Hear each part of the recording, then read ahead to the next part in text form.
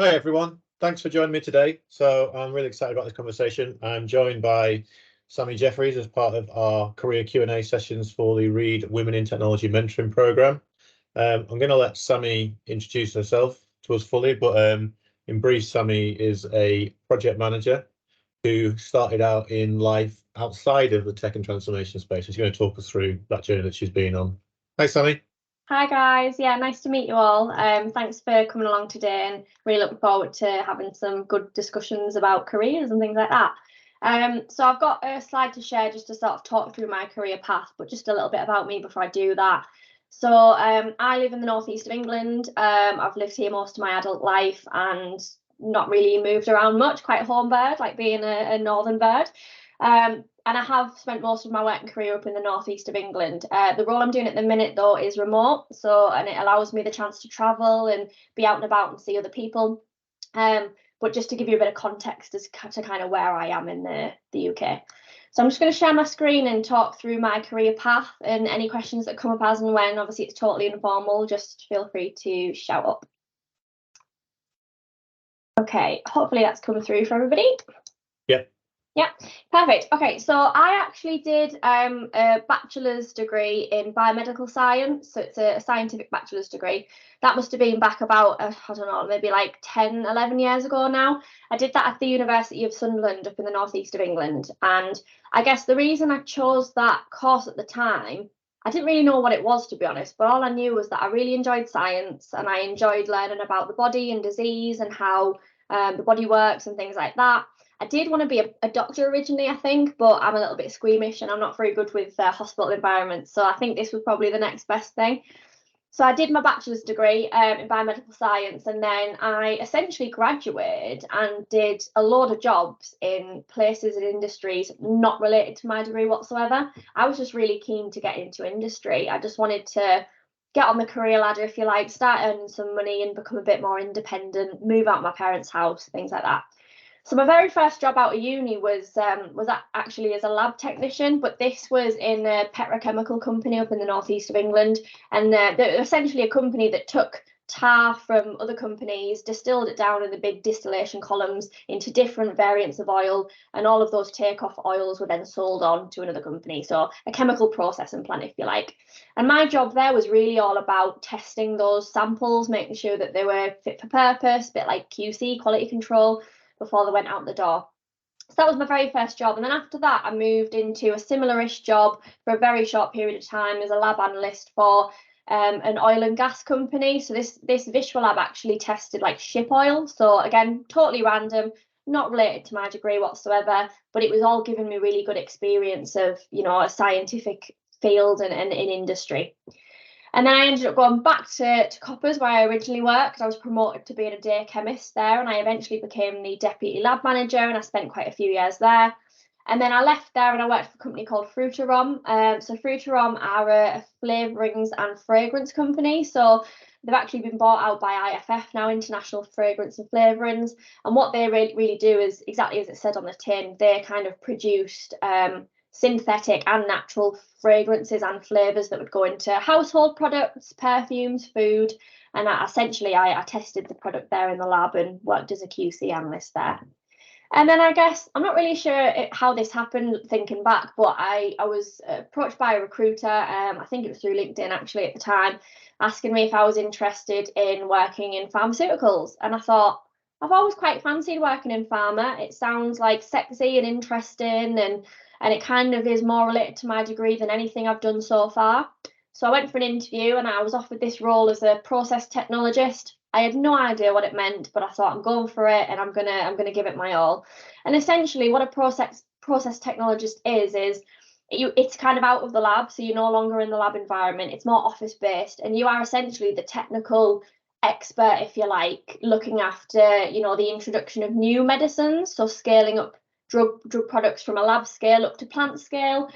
You're involved in troubleshooting, problem solving, working with the guys on plant. So even though I wasn't operating the plant where we made the medicines, I was kind of the technical liaison, if you like, between the labs, them, logistics, everybody else. So I guess in that role, it started to give me a flavour of project management and what project management meant to me. And I kind of stayed in that role for most of my career. I was at GSK for about 6-7 years. And then towards the end of it, I was promoted to a senior, and I kind of moved more into the medical device field. And this was totally new to me, and actually to pharmaceuticals at the time in general. So for those that don't really know much about medical devices, it's kind of like a more new and upcoming area of tech, I guess, and we're learning all the time. It's very highly regulated, just like pharmaceuticals, but there's kind of sort of niche and nuances to the regulations, because a medical device can vary from anything from an inhaler, which is, everybody in their lives probably knows somebody who's used an inhaler. A medical device can be something that they use on a patient in surgery, for assisting in a surgical intervention. It can be one of those EpiPens, the auto injectors that somebody might stab themselves with if they need to, or if you've got diabetes, for example. So a medical device is super varied. So quite a steep learning curve for me when I joined this role.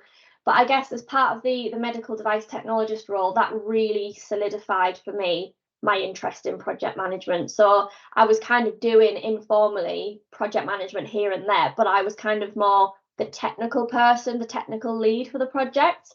And then there were other people at GSK that were the project managers that would I was, reportable into, if you think of it as a hierarchy, and they would oversee the project as a whole. So started to pique my interest a bit more about project management. I attended quite a few sort of webinars, things like that. I know Rich on the call is actually he's my mentor at the minute, Rich Tully.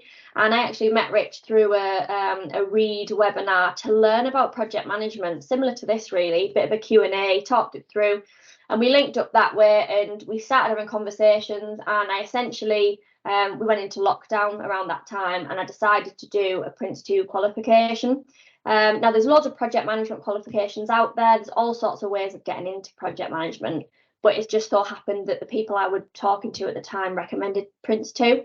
There's APM, Agile, there's absolutely loads of governing bodies. So I did that. I essentially whacked it on my credit card. Wasn't really sure whether I'd see any return on investment from it someday, and then it turned out to be probably the best thing that I could have done for my career. And then I actually left GSK after doing my Prince 2 qualification because I couldn't get a project management job at the time in pharmaceuticals. And I went to work for a company called CPI, which stands for the Centre for Process Innovation. Now, they're based up in the northeast of England, so quite a small company. But they're essentially an R&D facility. So they research and develop anything from aerospace engineering to pharmaceuticals to electronics to medical devices and everything in between. So very varied, and this is kind of where the world of tech started to become a bit more interesting, I guess, to me. So that was my first job as a project manager. And then I was only at CPI for about a year and a half. And then just over a year ago, I joined Beckman Coulter Diagnostics, which is where I work now. And they're part of the Danaher brand. You may or may not have heard of Danaher, but it's a big sort of umbrella company with different operating companies under it. And Beckman Coulter is one of those. So that's the job that I'm doing now. And I've just kind of put on the end here that personally for my goals, I'd like to stay in project management and kind of become maybe a senior project manager or a program manager, and that's kind of where I'm aiming for at the minute. So I'm just going to sort of pause, take a breath. I know it's a lot of information to digest. I'll stop sharing my screen. Is there any questions so far? Sammi, just a question from me. Yeah. Coming up from a big organization like GSK to CPI, as you mentioned, is quite a niche company. Yeah. I assume the skill sets and knowledge from what CPI needs is quite different. Yeah. So, and a number of companies that I'm looking at, a lot of them wanted experience, in that specific industries. Yeah. Can you probably share how, what did you do that allows you to move industry quite easy? Because a lot of the job requires, someone with that knowledge first before they even call you up for an interview. Yeah, no, absolutely. I think that's a great question. So I think for me, it probably, it does look a bit random looking at my career path, that I kind of did a degree in one thing that was more biology related, and then I worked as a chemist for a number of years, and then I became involved in pharmaceuticals. I think for me, it's always been about getting involved in as many things as I can. So in those earlier years when I graduated and I worked as a lab technician, a lab analyst in the chemistry industry, it was really, my dad always taught me growing up to just get stuck in, get your teeth into as many projects or continuous improvement or anything that's not actually directly related to your job as you can. And that kind of cemented my experience, because then when I put myself forward for the pharmaceutical roles and eventually I moved completely into project management, even though I hadn't done, you know, a project manager's job before, or I hadn't worked in pharmaceuticals before, I could demonstrate that I had the transferable skills from my days in the chemistry industry. It might not have been as highly regulated, but I could demonstrate that I'd worked in a lab that was ISO accredited and it was regulated to a certain degree. I got involved in continuous improvement exercises. So yeah, I think my advice really is just get stuck in as many things as possible, whether that's volunteering wise, things you get paid for, or things as part of your studying that you're doing. Does that help? Okay. Yeah, I think the key word is transferable skills. Yeah. Exactly. Yeah, transferable skills. I think the key thing I think the way to nail it down is to know where you want to go, and not everyone knows where they want to go. I only discovered this a few years ago that I wanted to be a project manager. Before that, I was completely winging it in life. I was just doing technical facing roles that paid me money, and you know, I enjoyed them to a certain degree, but I didn't really get the job satisfaction out of them that I get with project management. So it was only through networking, speaking to people, understanding what other people do for a living, and then seeing it firsthand that I actually understood myself. I'd like to do that. And then that kind of gave me something to aim for. So yes, I think that's another good point as well, is networking, and just this kind of thing, exactly what you're doing now, reaching out and building those connections. Yeah, thank you. Yeah, you met Sammi. Oh. Sorry, Kev.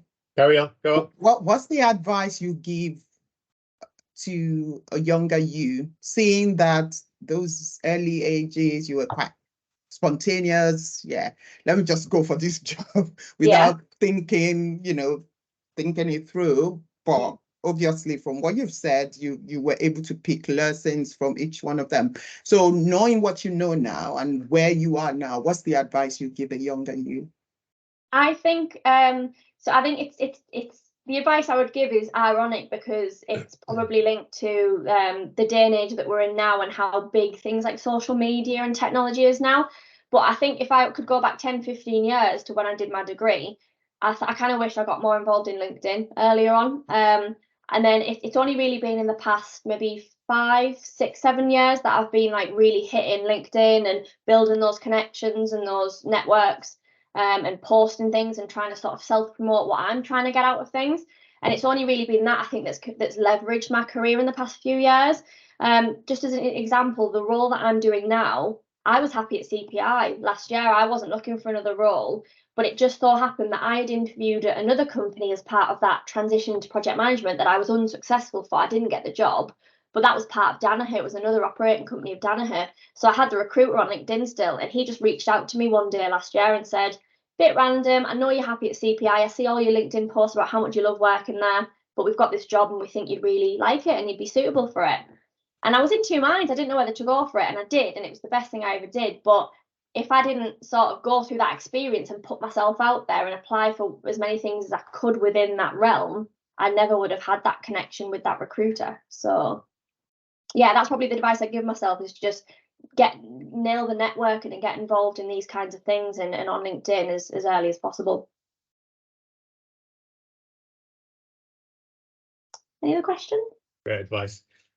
I was going to ask, I guess, for the benefit of anyone that's viewing this with the mindset that they don't know what they want to do yet in tech or outside of tech, and they're trying to understand like what actually do these job titles mean.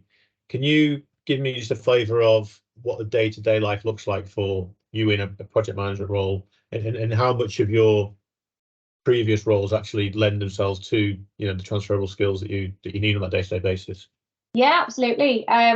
So I mean, funnily enough, I've got another slide. It's as if I knew you were going to ask that. I didn't, by the way, but I've got a slide as part of a slide deck that I'm sharing now. So I'm going to share that and talk through what a typical day in the life of a project manager looks like for me. And just so that people are aware, the reason I have this slide is because we did a workshop recently and like a roadshow thing as part of the company I work for, and I had to do it as part of that. So it just so happens that I've got it to hand, really. So I'll share my screen again. Some of the acronyms and things here I'm going to talk through, because I guess for outside people, facing people, you won't know what they mean. But this is a typical day in the life of a project manager, and ignore the fact this is up here, it should be down here. The key message, no 2 days are the same. And I think that's what I really like about project management. It's very varied. So in my current role now, just for a bit of context, I am remote, but I'm also field-based. What that means is that I go out to customer sites. Our customers mostly are the NHS labs, so the pathology labs in the hospitals. And I look after projects to, install our equipment in those labs. Essentially, that's what I do now. So I might wake up in the morning and I might do a few calls, speak with some of the WITs, is the workflow IT guys, the field service engineers are the guys that go out and fix our equipment, install it. The applications guys do all the techie configuration stuff behind the scenes for the software. So I'm not in those teams. I'm a project manager. I have to liaise with those people to kind of get to where we need to get to. And that's what project management's about, really. It's communicating with the people that, that know what they're doing and that need to do the task. So I might get up, I might do a few meetings, I might have a customer call with for a live project that's already ongoing. Then I might decide, right, I've planned to go to a customer site today, so I'm going to do my route planning, and it might be 1, 2, 3 hours away. I tend to cover the north region of the UK, which is anything from Scotland down to about halfway down Wales. So for me, it could take like 5 hours sometimes to travel to a customer site. What I'll also do is I might print out the floor plan. So this is where it gets a bit more engineering. And I'm not an engineer, and I'll admit that. But as part of my role, I've had to learn how to use AutoCAD. So I've actually learned how to draw floor plans in CAD to show what a customer lab looks like and how we're getting it from A to B and how we're going to phase in the new equipment, because that can be quite complicated. So I'll print off all the floor plans and all our instrument guides. I'll take them with me to site and I'll scribble things down on them. Then I might travel to the customer site and we perform what's called a site survey. And the site survey is really exactly what it says. I am responsible for surveying the lab, making sure we have sufficient space, where all the services are, where's the water, where's the power, where's the drainage, where's the data points for the IT, and just making sure that we can actually fit our solution in where the customer wants it, and then how we logistically going to do that, even to the point of things like how wide's this door frame, because you might not get the analyzer through the door because the analyzer is 5 foot tall or whatever. And then while I'm on site, I might catch up with a customer. I might catch up with one of the field service engineers if they're already on site doing another job, and then pick their brains about what I've seen. And then I'll either travel to a hotel or travel home. And then I'll get home and I'll take my scribbles of the floor plans that I've done on a hard copy, and I'll drop that into CAD and create the CAD floor plans for the customer, so that we can show them exactly what the project's going to look like at each stage of the life cycle. I'll also do my project plans at this point, which is more the timeline, so the Gantt chart, if that's familiar to people. So, essentially the project plan that shows all the tasks, how they interlink, what the interdependencies are, and how long it takes for each task and who's responsible, things like that. And then I might get home, I'll get back to my hotel, respond to emails, and maybe catch up with one of the sales guys to let them know how the day's gone. So I think the key message from me is, it would have been easier to do a week in the life of a project manager, because no 2 days are the same. So this is just one day in my life, but then the rest of my week might look completely different. So it's very varied, and I think that's actually why I really enjoy my job. Does that answer the question? Yes, yeah, absolutely. I think the key thing I take from this is the need to be organised, which I think is what speaks for itself if you understand what a project manager does. What other personal attributes and characteristics do you think lend themselves to the role of being a project manager?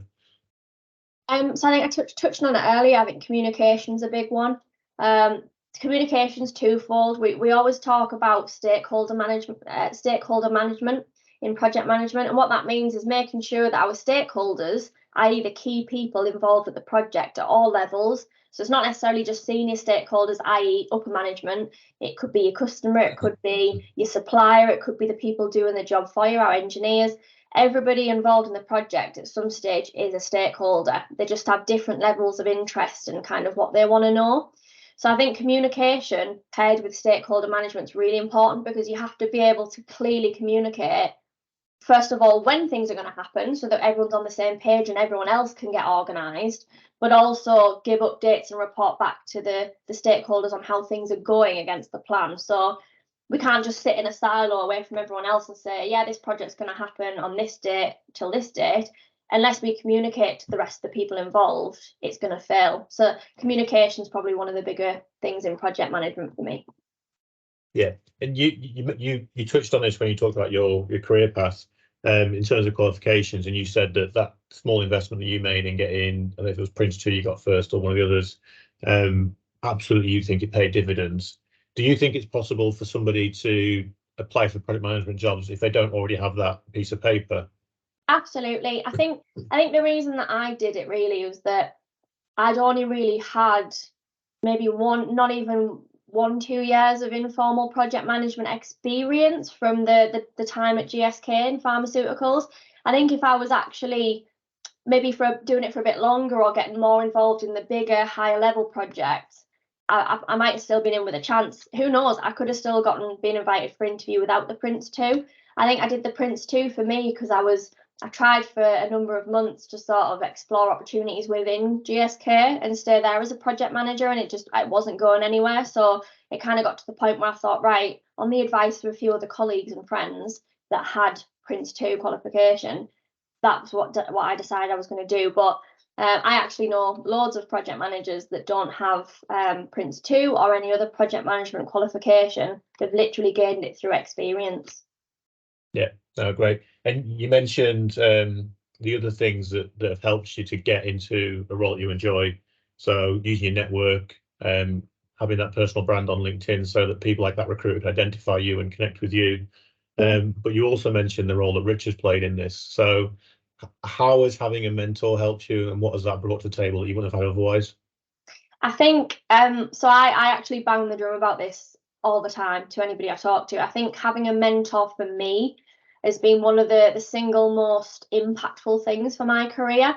And the reason for that is, I guess it links in with the networking piece. You don't really know what you don't know. And you learn so much from speaking to another person who's experienced different life experiences, have different perspectives, but also may have been through the same things that you're going through. So I've had mentors all of my career. GSK was pretty hot on people having mentors. So I had mentors when I was in pharmaceuticals as well. But I think for me, having a mentor independent to where you work and completely separate to the process you do day in, day out has probably been the biggest thing, because me and Rich will talk and I'll talk him through a scenario that I maybe found a bit challenging or needed help with. And he's completely independent and he's got sort of no, prior involvement in that situation. He doesn't even know who I'm talking about. So I think I found that probably much better, than that works for me. But I would definitely recommend to anybody to get a mentor in any capacity, whether that's through their workplace or separate to their workplace. Yeah, excellent. Thank you for that. Another question I've got is around the whole D&I issue. So from an outsider, it seems to me like all STEM subjects tend to be male dominated. So obviously working in science and the technical elements of diagnostic equipment and even tech and transformation probably seen as male dominated industries, but you're also delivering out to probably very female dominated industries like healthcare as an example. Yeah. Have you found that being a woman in the organizations that you work for and the role that you're in has created any challenges, or has it created any opportunities? What's your take on that? I think it's provided both. So I think challenge wise, there've been times when I was in the pharmaceuticals, for example, and the technical role I was in there was very engineering based, and it was probably more engineering than scientific. And I'm not an engineer, I don't have an engineering background. I was kind of learning on the job, and I was the only female in a group of about 6 other males. And everyone was super respectful and I got on really well with the team. But there were times where I felt like there may have been tasks, delegated to me that were more admin facing, that subconsciously they may or may not have realized they were doing that because of my gender, who knows.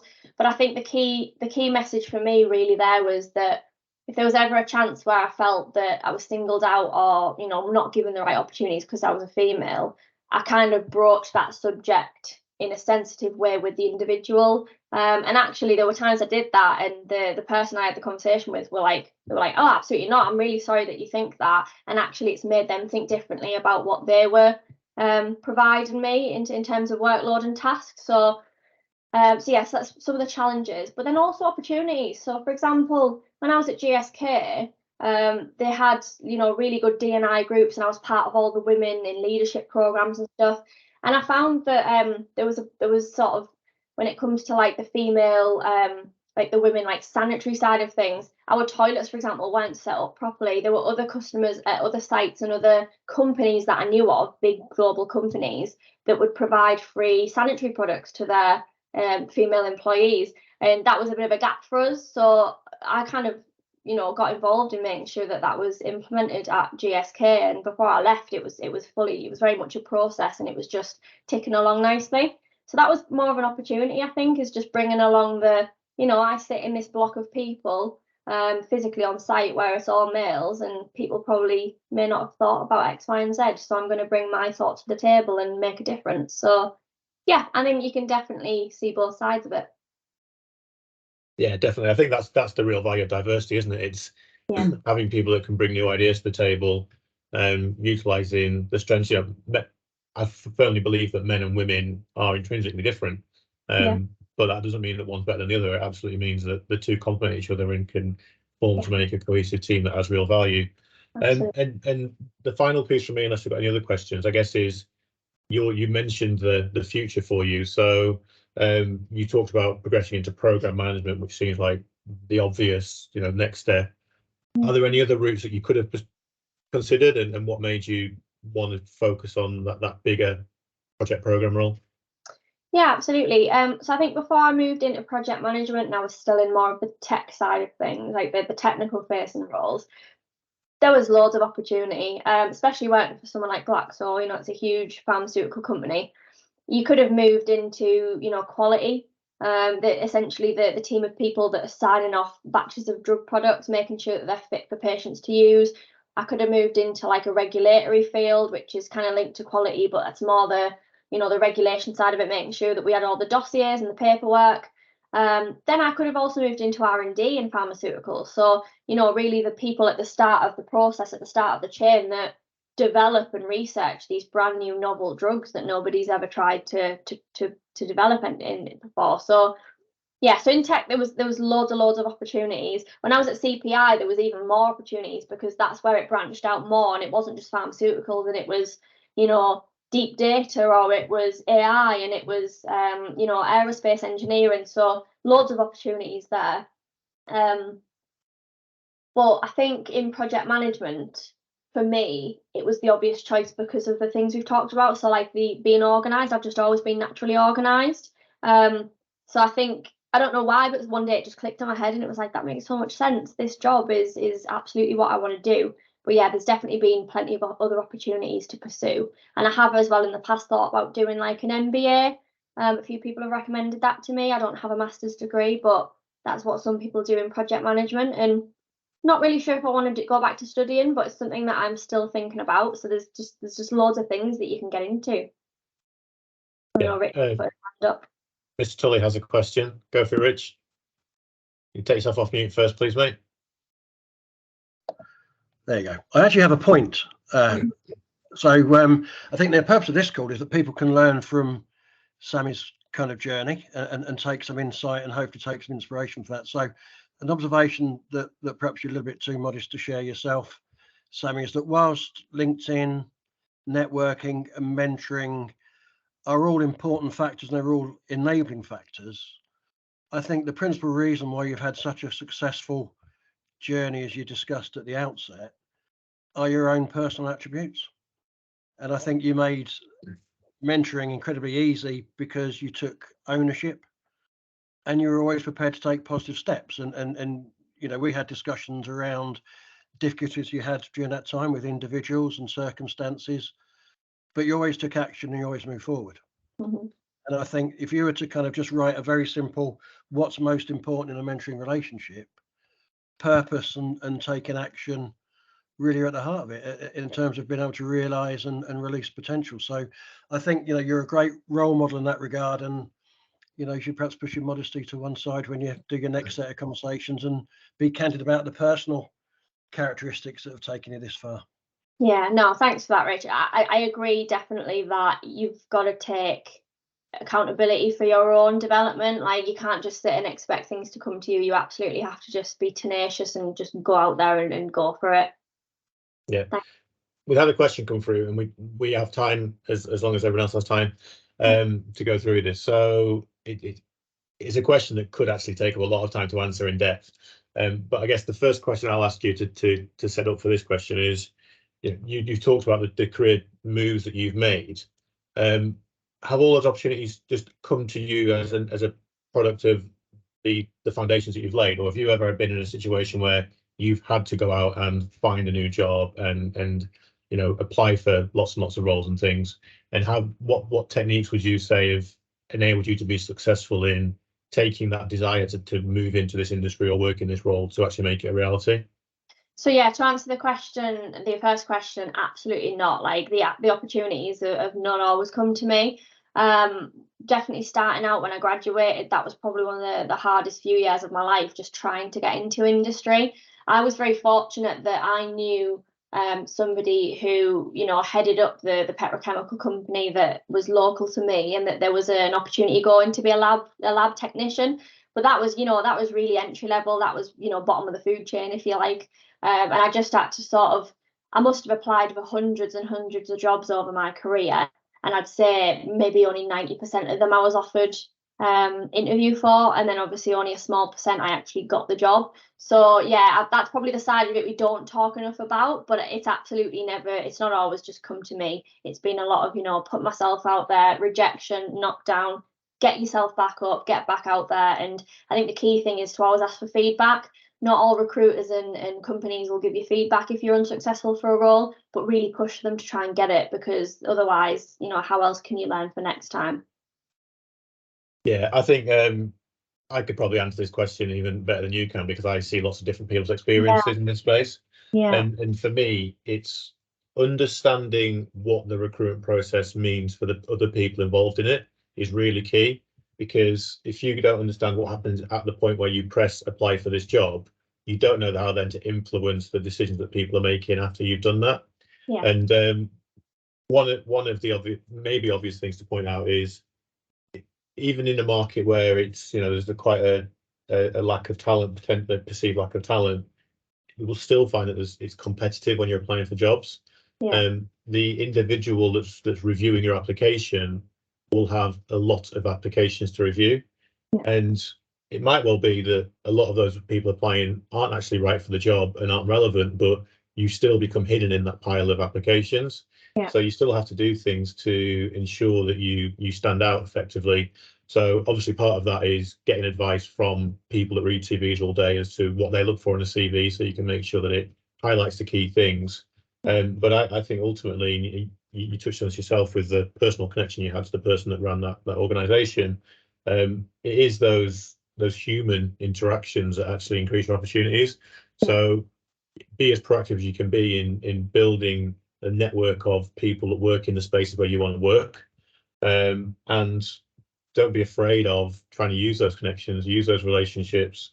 If I was ever applying for a job, the first thing I do is try and identify which actual individual is responsible for that process, who has, you know, an interest in the outcome of that process, or who are the key stakeholders that you spoke about earlier, and what is the best, most professional way for me to introduce myself to them, above and beyond sending them a piece of paper that says I'd like to apply for this job.